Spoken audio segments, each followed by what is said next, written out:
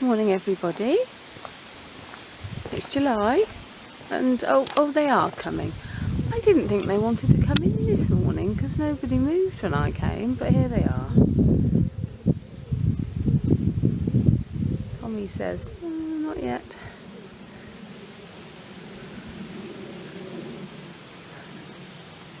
Better mix their food then. So we're all here now. So Chesney and Basil coming in their usual way of me dropping the fence. But Tommy, I'm working on catching him. This is a whole new different place obviously to where I was catching him before. So it has made a difference. So we aren't at the catching stage yet. We're at the rope over the neck for a few seconds stage.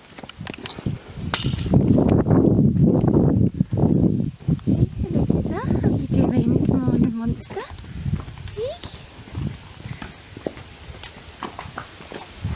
Oh, Basil's trodden on the stone.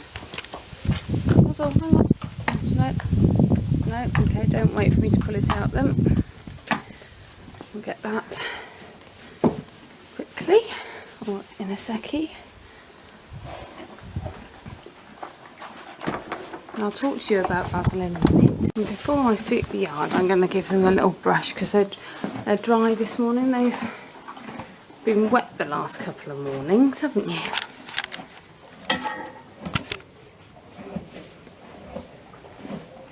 Chesney still it has got a bit of his winter coat, which is madness. Although yesterday I went to a local little village fair that they have up the road from us, and they had a little Shetland pony and he's still got some of his winter coat, so Chesney's not on his own. We have Bet and I have talked about cushions, but it hasn't got any of the other signs of that, so I think maybe it's just the weather, I don't know. I mean, I took him for a golf earlier than Basil's because I was thinking a bit tougher. So whether he decided not to lose it, I don't know. So he's still molting. I mean, I guess if he'd got cushions he wouldn't be molting, so the fact that he is, you know, but it is a bit frustrating on the 10th of July, Chesney. Usually you think by now you're not going to be covered in hair all the time.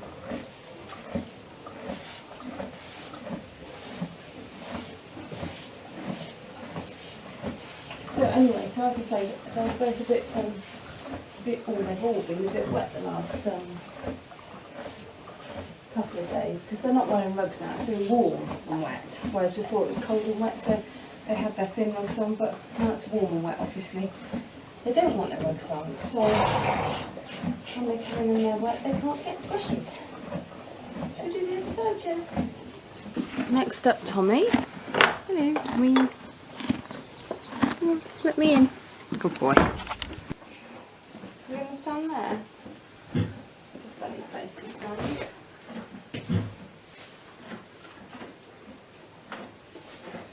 Okay.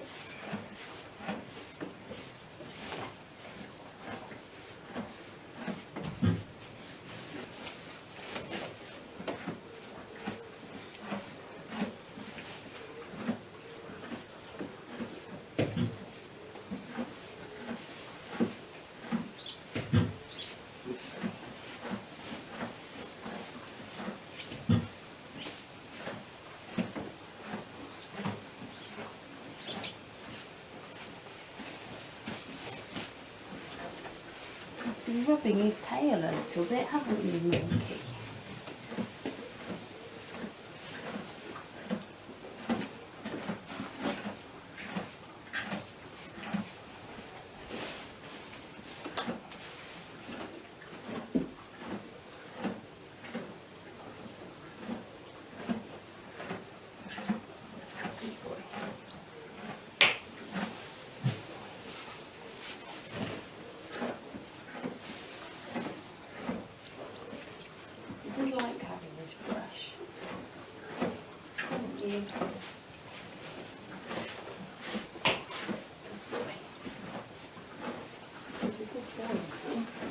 brave boy now, brushing.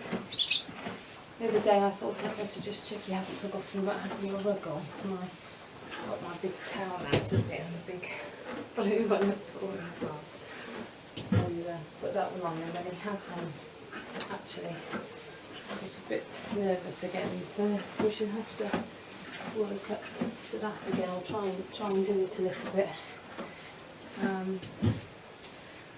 Pop it on every few weeks to remind him that it is set if he needs it again in the winter. Good boy. Okay, now the parcels go. You might notice I've done them all with different brushes. So Chesney I did with like an old-fashioned dandy brush, which has got quite hard bristles, because we need that to get through his coat. Tommy obviously had a newer dandy brush, which has got quite a lot, considerably softer bristles. But at this time of year, most dandy brushes on the basil, he's quite sensitive to them.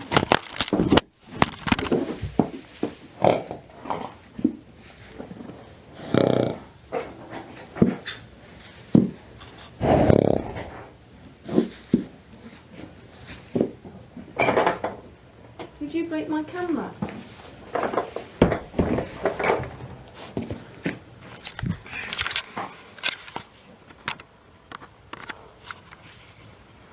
I'm not sure. Did you break it? You pulled it off. I thought I'd tied it on quite well, you cheeky little monkey. Did you just pull the camera off?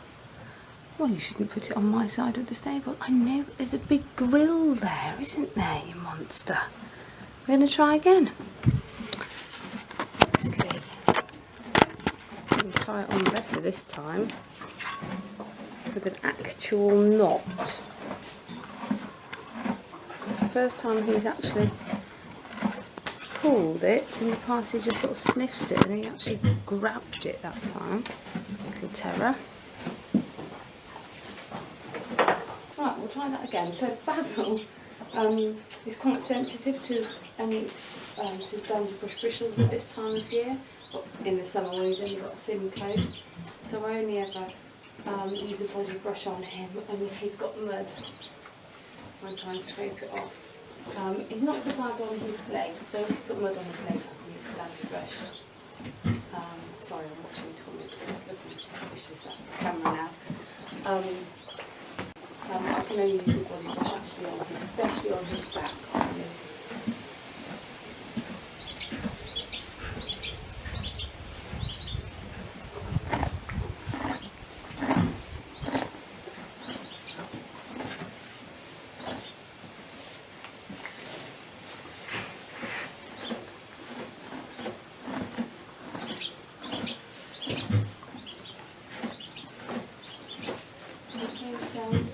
If I say this now, he'll he might mess with himself tonight, but he's not very much, well, he's not much at all this morning. I guess it's not much mud in the field.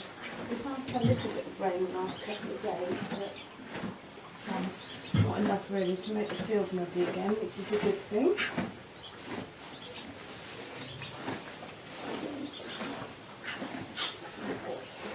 I'm not doing that today. Just going to brush over the itches. Check if I've got any new cuts or things.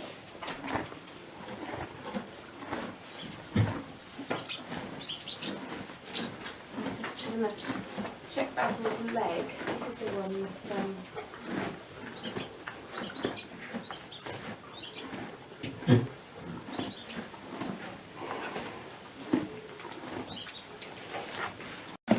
so I've just had a feel. This is his leg where this is the foot that he lost the shoe twice from. That's the shoe he's not got at the moment. But actually his leg, he didn't have any increased digital pulse or anything, but actually his leg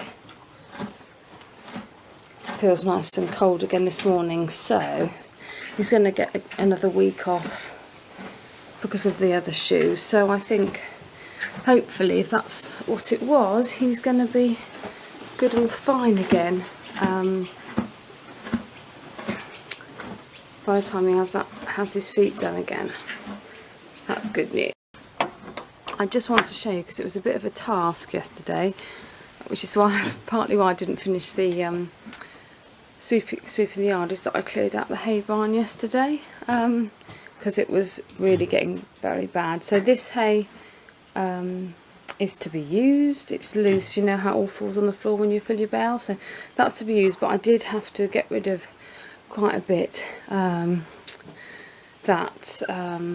had been under here from when we got our last big load, and there always ends up to be loads there, and the water comes under that door, even so anything that's sort of fallen down the edge has to be thrown away, as you can see, actually, because it goes all mouldy. But obviously we have a pallet there, but you know, the loose stuff falls off the edge and stuff, and some of it ends up being really grotty because it's been on the bottom anyway. So we had a big sort out, so we've still got lots left, which is a good thing, actually, more than normal at this time of year, I think, because we had a big load sort of as a panic, because the chap I get the hay from said that he hadn't got any more, so we had a load, and yeah, so I've got lots left, so I'm not going to be in any need of any new hay for a little bit.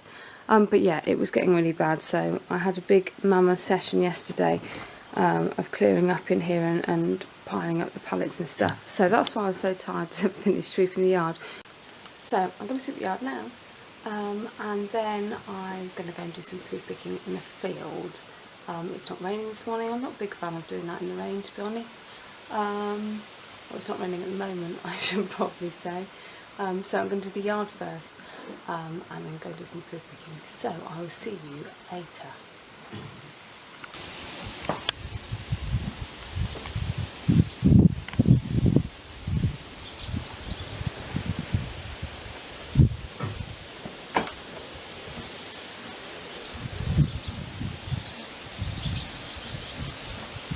So here we are back again in the evening.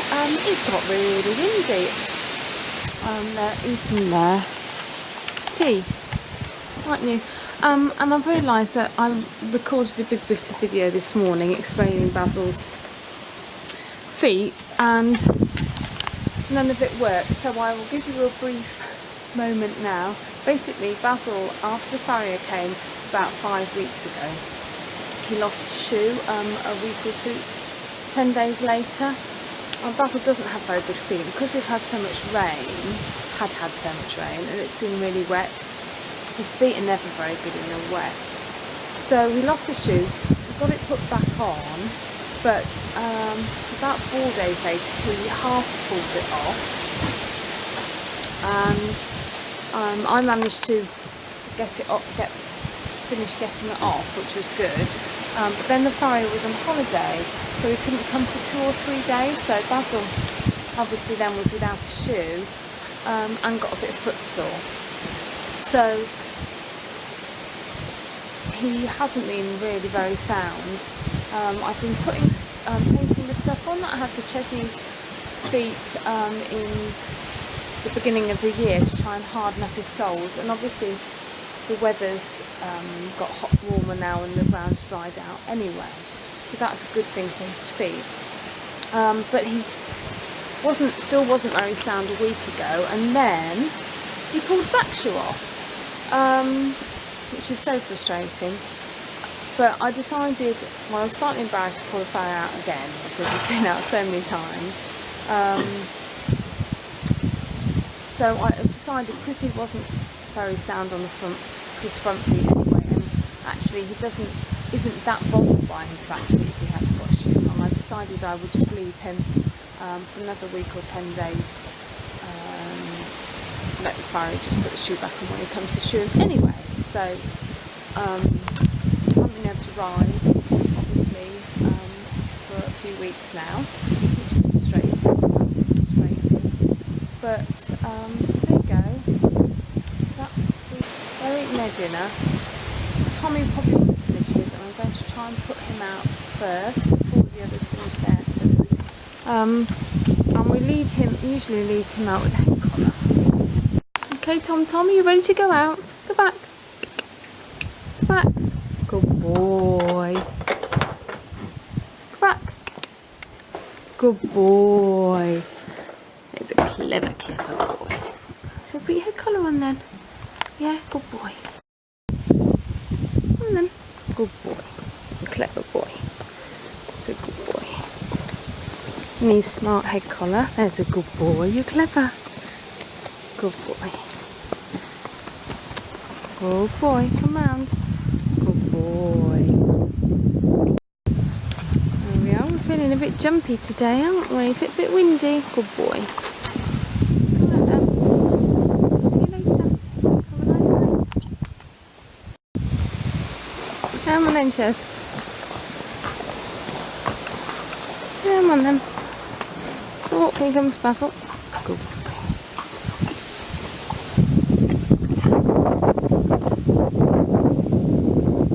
Let's just wait for Basil. Basil. Oh, dropped on the floor. Well done, good job. Oh, everyone feeling a bit pantsy in the winds, I think. Good boy. He's gone off quick today, hasn't he?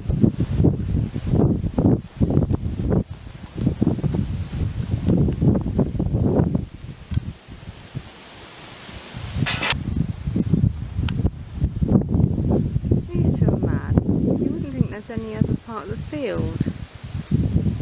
They could possibly eat any closer together. And they've got the whole field. Well, not quite the whole field, the whole half of the field. Little Tommy just there.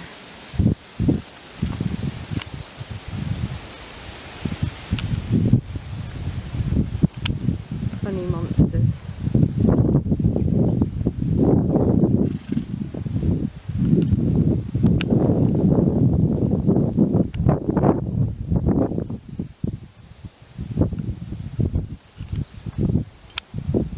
So the stables are all done. I swept the yard this morning, which I would have referred to earlier in the day, but the bit I talked about sweeping the yard didn't seem to work. I probably didn't press the right button or something. I was being a bit hopeless this morning, I think. Because obviously yesterday was Saturday and I did all the big muck out yesterday, but I was too tired to sweep the yard because of the hay barn. So I did that first thing this morning as well, and I also, that today is the second day of the second year that Tommy has been with us, so that's quite exciting. I'm hoping he's the last year has been the best year of his life so far. He's certainly settled in and definitely been spoilt within reason. Obviously anything spoilt after the life he had before, so just having food and a bit of peace and quiet and his own space I think is good. I think I'm going to leave the vlog there for today. I hope you've enjoyed seeing the monsters again and Tommy trying to wreck my camera, and I'll see you again soon. Thanks for watching. Bye.